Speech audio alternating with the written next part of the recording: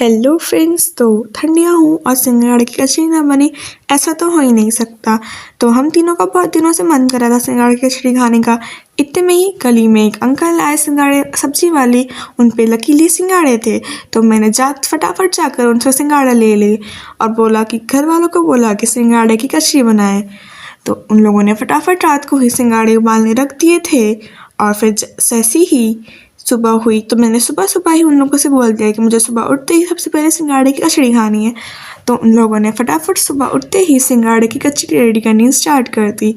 सबसे पहले तो सिंगाड़े को गरम गरम दूध में होने दिया था, फिर हमने उसको मैश करना स्टार्ट कर दिया था, क्योंकि उसको जितना ही घोटेंगे उसका स्वाद उतना ही आता है। ये नहीं है कि उसको मिक्सी में चलाना है, मिक्सी में चलाने के बाद उसका टेस्ट सारा बेकार हो जाएगा, इसलिए उसको जितना हाथ से घोटोगे उतना ही अच्छा टेस्ट आएगा। फिर हमने कढ़ाई में घी गेर दिया था और जीरा गेर दिया था। घी को गर्म होने दिया और जीरे को घी में चटकने दिया। फिर जैसे ही जीरा हो गया हमने उसमें अदरक गेरा और अदरक को होने दिया और लगातार उसे चलाते रहे ताकि वो बिल्कुल भी जले ना और ना ही नीचे लगे, क्योंकि सिंगाड़े की कचड़ी में आखिर जान तो अदरक ही होता है। सिंगाड़े की कचड़ी हो और अदरक ना हो, ऐसा तो हो ही नहीं सकता। उसमें सारा टेस्ट बैलेंस करने का काम अदरक ही तो करता है, और ठंडियों में तो वैसे भी हमें अदरक खाना ही चाहिए।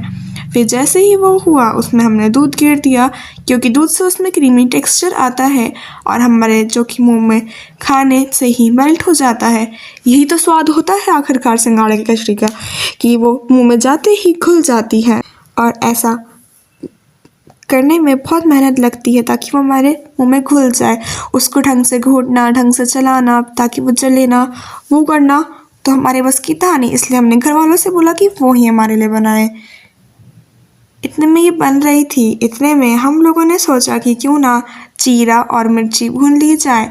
तो हमने फटाफट वो भून लिया, फिर हमने इसकी कटोरी में रखा, प्लेटिंग करनी स्टार्ट कर दी। फिर हमने इसको लिया, इसमें बटर गेरा, भुनी हुई मिर्च गेरी और इसके ऊपर नींबू गिरा, क्योंकि इसमें नींबू का टेस्ट भी बहुत मायने